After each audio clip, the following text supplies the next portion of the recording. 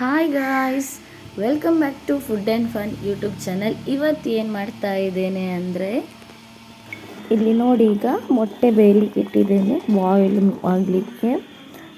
ಮತ್ತು ಈರುಳ್ಳಿ ಕಟ್ ಮಾಡುವಾಗ ಅದರ ಸಿಪ್ಪೆಯನ್ನು ಕೂಡ ಅದಕ್ಕೆ ಹಾಕಿಟ್ಟಿದ್ದೇನೆ. ಸೊ ಈಗ ಒಂದು ಎಗ್ ಮಸಾಲ ಮಾಡುವ ಅಂತ ಒಂದು ಬಾಣಲಿಗೆ ಎಣ್ಣೆಯನ್ನು ಹಾಕ್ಕೊಂಡು ಅದಕ್ಕೆ ಸ್ವಲ್ಪ ತುಪ್ಪ ಹಾಕ್ಕೊಂಡೆ. ತುಪ್ಪ ಹಾಕಿದ ನಂತರ ಬೆಳ್ಳುಳ್ಳಿ ಕಟ್ ಮಾಡಿ ಹಾಕಿದ್ದೆ. ನಂತರ ನೋಡಿ, ಚಕ್ಕೆ ಲವಂಗ ಅದು ಹೋಲ್ ಸ್ಪೈಸಸನ್ನು ಹಾಕ್ಕೊಳ್ತಾ ಇದ್ದೇನೆ. ತುಪ್ಪ ಮತ್ತು ಎಣ್ಣೆಯಲ್ಲಿ ಒಟ್ಟಿಗೆ ಅದು ಚೆನ್ನಾಗಿ ಫ್ರೈ ಆಗ್ತಾ ಇದೆ ನೋಡಿ. ನಂತರ ಕರಿಬೇವಿನ ಎಲೆಯನ್ನು ಹಾಕ್ತಾ ಇದ್ದೀನಿ. ನಂತರ ನಾನಿಲ್ಲಿ ಈಗ ಕಟ್ ಮಾಡಿ ಇಟ್ಕೊಂಡಿರುವಂತಹ ಟೊಮೆಟೊ, ಈರುಳ್ಳಿ, ಕಾಯಿ ಮೆಣಸು ಎಲ್ಲವನ್ನು ಕಟ್ ಮಾಡಿ ಇಟ್ಕೊಂಡಿದ್ದೆ. ಕಾಯಿ ಮೆಣಸನ್ನು ಮೊದಲಿಗೆ ಹಾಕ್ಕೊಂಡು ನಂತರ ನಾನು ಈರುಳ್ಳಿ ಕಟ್ ಮಾಡಿ ಇಟ್ಕೊಂಡಿರುವಂಥದ್ದು ಹಾಕ್ಕೊಂಡು, ಈರುಳ್ಳಿ ಸ್ವಲ್ಪ ಜಾಸ್ತಿ ದೊಡ್ಡ ಸೈಜಲ್ಲಿ 2 ತಗೊಂಡಿದ್ದೇನೆ. ಅದನ್ನ ಎಣ್ಣೆಯಲ್ಲಿ ಚೆನ್ನಾಗಿ ಫ್ರೈ ಮಾಡ್ಕೋಬೇಕು, ಕಲರ್ ಚೇಂಜ್ ಆಗೋ ತನಕ ಫ್ರೈ ಮಾಡ್ಕೋಬೇಕು. ನಂತರ ಇಲ್ಲಿ ನೋಡಿ, ಬೋನ್ ಅವ್ರದ್ದು ಜಿಂಜರ್ ಗಾರ್ಲಿಕ್ ಪೇಸ್ಟ್ ಇದೆ. ನಾವು ಯಾವುದೇ ಅಡುಗೆ ಮಸಾಲ ಥರ ಏನು ಮಾಡ್ತೇವೆ ಅದಕ್ಕೆ ಶುಂಠಿ ಬೆಳ್ಳುಳ್ಳಿ ಹಾಕಿದ್ರೇ ಅಡುಗೆ ಕಂಪ್ಲೀಟ್ ಅಂತ ಆಗೋದು. ನೋಡಿ, ಈಗ ಶುಂಠಿ ಬೆಳ್ಳುಳ್ಳಿ ಪೇಸ್ಟನ್ನು ಹಾಕ್ಕೊಳ್ತಾ ಇದ್ದೀನಿ. ಇದು ಚೆನ್ನಾಗಿ ಮಿಕ್ಸ್ ಮಾಡ್ಕೊಳ್ಳೋಣ.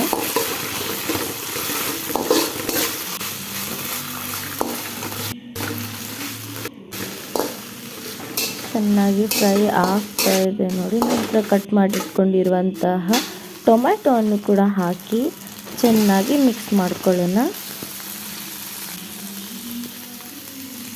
ನಂತರ ಸ್ವಲ್ಪ ಅರಶಿನ ಹುಡಿಯನ್ನು ಹಾಕಿ, ನಂತರ ಸ್ವಲ್ಪ ಗರಂ ಮಸಾಲ ಹಾಕ್ಕೊಳ್ತಿದ್ದೇನೆ. ನಂತರ ಸ್ವಲ್ಪ ಖಾರದ ಪುಡಿ, ನಂತರ ನಾನು ಕೊರಿಯಾಂಡರ್ ಪೌಡ್ರು, ನೆಕ್ಸ್ಟ್ ಬೋನ್ ಅವ್ರದ್ದು ಎಗ್ ಮಸಾಲ ತೊಗೊಂಡಿದ್ದೆ. ಎಗ್ ಮಸಾಲನೂ ಕೂಡ ಹಾಗೆ ಜಾಸ್ತಿ ಹಾಕ್ಕೊಳ್ಬಾರ್ದು. ಎಗ್ ಮಸಾಲ ಕೂಡ ಹಾಗೆ ಸ್ವಲ್ಪ ಹಾಕ್ಕೊಳ್ಬೇಕು, ಆಗಲೇ ನಮಗೆ ಅಡುಗೆ ರುಚಿ ಅಂತಾಗೋದು. ಜಾಸ್ತಿ ಹಾಕಿದ್ರೆ ಅದು ನಮಗೆ ಒಳ್ಳೆಯದಾಗೋದಿಲ್ಲ ತಿನ್ನಲಿಕ್ಕೆ. ಇಷ್ಟನ್ನು ನಾವೀಗ ನೀರು ಹಾಕ್ತೇನೆ. ಎಣ್ಣೆ ಮತ್ತು ತುಪ್ಪದಲ್ಲಿ ಚೆನ್ನಾಗಿ ಫ್ರೈ ಮಾಡ್ಕೊಳ್ಳೋಣ. ನಂತರ ಇದು ಚೆನ್ನಾಗಿ ಫ್ರೈ ಆಗಿದೆ ಅಂತಾದಾಗ ಸ್ವಲ್ಪ ನೀರು ಹಾಕ್ಕೊಳ್ಳೋಣ. ಜಾಸ್ತಿ ನೀರು ಹಾಕ್ಕೊಳ್ಳೋದು ಬೇಡ. ನಮಗೆ ಗ್ರೇವಿ ಜಾಸ್ತಿ ಥರ ಬೇಕು ಅಂತಿದ್ರೆ ನಾವು ಹಾಕ್ಕೊಳ್ಬೋದು ನೀರು ಜಾಸ್ತಿ. ನಂತರ ರುಚಿಗೆ ತಕ್ಕಷ್ಟು ಉಪ್ಪನ್ನು ಹಾಕ್ಕೊಂಡು ಚೆನ್ನಾಗಿ ಒಂದು ಕುದಿ ಬರಲಿ ಇದು. ನಂತರ ಗ್ರೈಂಡ್ ಮಾಡಿಟ್ಕೊಂಡಿರುವಂತಹ ತೆಂಗಿನಕಾಯಿದ್ದು ಹಾಲನ್ನು ಹಾಕಿದೆ ನಾನು ಸ್ವಲ್ಪ. ನೋಡಿ, ಈಗ ಎಗ್ ಕಟ್ ಮಾಡಿ ಇಟ್ಕೊಂಡಿದ್ದೇನೆ. ನಾವು ಇಡೀ ಮೊಟ್ಟೆಯನ್ನು ಕೂಡ ಹಾಕ್ಕೋಬೋದು, ನಾನು ಕಟ್ ಮಾಡಿದ್ದೇನೆ. ನಂತರ ಇದು ಕುದಿ ಬರ್ತಿದ್ದಾಗ ನಾವು ಮೊಟ್ಟೆಯನ್ನು ಕಟ್ ಮಾಡಿದ ಸೈಡಲ್ಲಿ ಮಗುಚಿ ಹಾಕಬೇಕು. ಆಗ ನಮಗೆ ಒಳಗಡೆ ಚೆನ್ನಾಗಿ ಎಳ್ಕೊಳ್ತದೆ ಮಸಾಲ ಎಲ್ಲ. ನೋಡಿ, ಇಷ್ಟೇ ಸಿಂಪಲ್ ಮತ್ತು ಕ್ವಿಕ್ಕಾಗಿ ಮಾಡುವಂತಹ ರೆಸಿಪಿ ಇದು. ನಮಗೆ ಅರ್ಜೆಂಟಲ್ಲಿ ಎಲ್ಲಾದರೂ ಹೋಗ್ಲಿಕ್ಕಿದ್ರೆ ಅಥವಾ ಹೋಗಿ ಬಂದು ಪದಾರ್ಥ ಏನು ಮಾಡೋದಪ್ಪ ಊಟಕ್ಕೆ ಈಗ ಅಂತ ಅಂದ್ಕೊಳ್ಳುವಾಗ ನಾವು ಈಸಿ ಮತ್ತು ಕ್ವಿಕ್ಕಾಗಿ ಈ ರೆಸಿಪಿಯನ್ನು ಮಾಡ್ಕೊಳ್ಬೋದು. ಏನು ಕೆಲಸ ಇಲ್ಲ ಇದರಲ್ಲಿ. ನಾನು ಜಾಸ್ತಿಯಾಗಿ ಅರ್ಜೆಂಟ್ ಅಂತಿದ್ರೆ ಇದನ್ನೇ ಮಾಡೋದು. ಇದ್ರ ಜೊತೆ ನಮಗೇನಾದರೂ ಇದು ನಾವು ಗ್ರೇವಿ ಥರ ಮಾಡಿಕೊಂಡ್ರೆ ಓಕೆ, ನಾವೇನಾದರೂ ಡ್ರೈ ಥರ ಮಾಡಿಕೊಂಡ್ರೆ ಇದ್ರ ಜೊತೆ ಒಂದು ದಾಲ್ ಸಾಂಬಾರು ಅಥವಾ ಒಂದು ಟೊಮೆಟೊ ಸಾಂಬಾರು ಏನಾದರೂ ಒಂದು ಸಣ್ಣದು ಸಾರು ಮಾಡಿಕೊಂಡ್ರೆ ನಡೀತದೆ, ಒಳ್ಳೆ ಊಟ ಆಗ್ತದೆ ನಮಗೆ. ನಂತರ ನೋಡಿ, ಮೊಟ್ಟೆ ನಡುಭಾಗದಲ್ಲಿ ನಾನು ಒಂದೊಂದು ಸೌಟಲ್ಲೇ ಒಂದೊಂದು ಗೆರೆ ಎಳಿತಾ ಇದ್ದೇನೆ, ಯಾಕಂದರೆ ಮಸಾಲೆ ಒಳಗಡೆ ಚೆನ್ನಾಗಿ ಎಳ್ಕೊಳ್ಳಿ ಅಂತ ಅಷ್ಟೇ. ನೆಕ್ಸ್ಟ್ ನಾವು ಕಟ್ ಮಾಡಿ ಇಟ್ಕೊಂಡಿರುವಂತಹ ಕೊತ್ತಂಬರಿ ಸೊಪ್ಪನ್ನು ಹಾಕ್ಕೊಂಡ್ರೆ ನಮ್ದು ಇವತ್ತಿನ ಎಗ್ ಮಸಾಲ ರೆಡಿ ಆಗ್ತದೆ. ನೋಡಿ, ಎಗ್ ಮಸಾಲ ರೆಡಿ ಆಗಿದೆ. ಇನ್ನು ನಾವು ಸರ್ವ್ ಮಾಡುವ. ನೆಕ್ಸ್ಟ್ ನೋಡಿ, ಇಲ್ಲಿ ಈಗ ಒಂದು ತರಕಾರಿ ಪಲ್ಯ ಮಾಡುವ ಅಂತ. ಅಲಸಂಡೆ ಗೊತ್ತಿದೆ ಅಲ್ವ, ಅಲಸಂಡೆಯನ್ನು ಈಗ ಚೆನ್ನಾಗಿ ತೊಳೆದು ನಾನು ಕಟ್ ಮಾಡಿ ಇಟ್ಕೊಂಡಿದ್ದೇನೆ.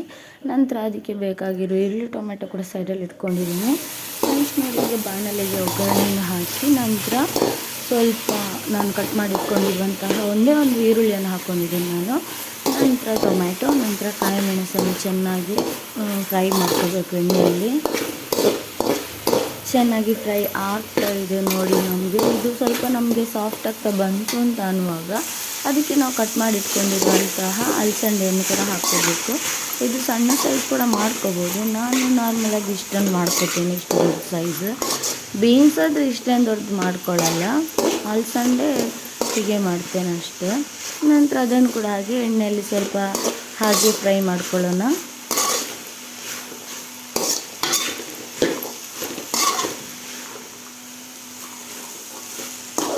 ಎಣ್ಣೆಯಲ್ಲಿ ಸ್ವಲ್ಪ ಆ ಕಡೆ ಈ ಕಡೆ ನಾವು ಸೌಟ್ ಅಲ್ಲಾಡಿಸ್ತಾ ಇರಬೇಕು. ಆಗ ಹಸಿ ವಾಸನೆ ಸ್ವಲ್ಪ ಹೋಗ್ತದೆ ನಮಗೆ. ನಂತರ ರುಚಿಗೆ ತಕ್ಕಷ್ಟು ಉಪ್ಪನ್ನು ಹಾಕ್ಕೊಳ್ಳುವಂಥದ್ದು.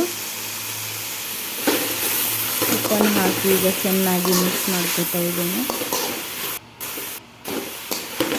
ಪಲ್ಯ ಮಾಡಲಿಕ್ಕೆ ಎಲ್ರಿಗೂ ಗೊತ್ತಿರ್ತದೆ, ಇದು ನಾನು ಹೀಗೆ ಮಾಡೋದು ಅಂತ ಇವತ್ತು ನಾನು ಏನು ಮಾಡಿದ್ದೆ ಅಂತ ಹಾಕ್ತಾ ಇದ್ದೇನೆ ಅಷ್ಟೇ.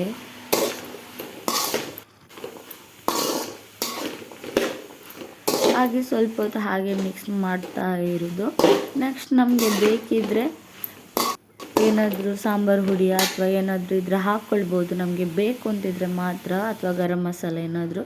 ನೆಕ್ಸ್ಟ್ ನಮಗೆ ಅಲಸಂದೆ ಬೇಯಲಿಕ್ಕೆ ಎಷ್ಟು ನೀರು ಬೇಕು ಅಂತ ಗೊತ್ತಿರ್ತದಲ್ವ, ಸೊ ಅಷ್ಟನ್ನು ನಾನು ನೀರು ಹಾಕ್ಕೊಂಡಿದ್ದೇನೆ. ನಂತರ ನೋಡಿ ಈಗ ಅದು ಚೆನ್ನಾಗಿ ಕುದೀತಾ ಇದೆ, ನೋಡಿ ಬೇಯ್ತಾ ಇದೆ. ಜಾಸ್ತಿ ನೀರು ಹಾಕ್ಕೊಳ್ಳೋಂಥ ಅವಶ್ಯಕತೆ ಏನಿಲ್ಲ. ನಾನಂದರೆ ಅದು ಇದ್ರ ಜೊತೆ ವೈಟ್ ರೈಸ್ ಮಾಡ್ಕೊಂಡಿದ್ದೆ ಮಧ್ಯಾಹ್ನಕ್ಕೆ, ಅದಕ್ಕೆ ವೈಟ್ ರೈಸ್ಗೆ ಇನ್ನೊಂದು ಕಡೆಯಿಂದ ಸಾಂಬಾರು ಮಾಡಬೇಕಾಗ್ತದಲ್ವ, ಅದಕ್ಕೆ ನಾನು ಅಲಸಂದೆಯಲ್ಲಿ ಸ್ವಲ್ಪ ನೀರು ಹಾಕ್ಕೊಂಡಿದ್ದೇನೆ. ಅಂದರೆ ಅದರದ್ದು ನೀರು ಸ್ವಲ್ಪ ರುಚಿ ಇರ್ತದಲ್ವ, ಅದಕ್ಕೆ ಅದನ್ನೇ ಹಾಕ್ಕೊಂಡು ಸ್ವಲ್ಪ ತಿನ್ನುವ ಅಂತ.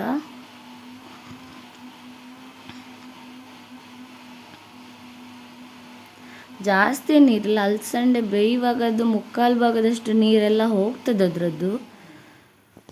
ಸೊ ಈಗ ನೋಡಿ ನಮ್ಮದು ಅಲಸಂದೆದ್ದು ಉಪ್ಪು ಕರಿ ಪಲ್ಯ ರೆಡಿಯಾಗಿದೆ. ನೆಕ್ಸ್ಟ್ ನೋಡಿ ವೈಟ್ ರೈಸ್ ಮತ್ತು ಅಲಸಂದೆ ಹಾಕ್ತಾ ಇದ್ದೇನೆ ಈಗ. ನೋಡಿ ಸ್ವಲ್ಪ ನೀರಿದೆ ಅಲ್ವಾ, ನಮಗೆ ಫುಲ್ ಡ್ರೈ ಆದರೆ ನಮಗೆ ಏನಾದರೂ ಸಾಂಬಾರು ದಾಲ್ ಸಾರು ಅಥವಾ ಏನಾದರೂ ಸಾಂಬಾರಿದ್ದರೆ ನಾವು ಮಾಡ್ಕೋಬೋದು. ಇಲ್ಲಾಂದರೆ ನಮಗೆ ಸ್ವಲ್ಪ ಈ ಥರ ನೀರು ಥರ ಮಾಡಿಕೊಂಡ್ರೆ ಚೆನ್ನಾಗಿರ್ತದೆ. ಸೊ ಇವತ್ತಿನ ನಮ್ಮ ವಿಡಿಯೋ ಇಷ್ಟ ಆಗಿದರೆ ಲೈಕ್ ಮಾಡಿ, ಶೇರ್ ಮಾಡಿ, ಕಮೆಂಟ್ ಮಾಡಿ, ಹಾಗೆ ಸಬ್ಸ್ಕ್ರೈಬ್ ಮಾಡಿ. ನೆಕ್ಸ್ಟ್ ವಿಡಿಯೋದಲ್ಲಿ ಸಿಗೋಣ. Thank you, bye.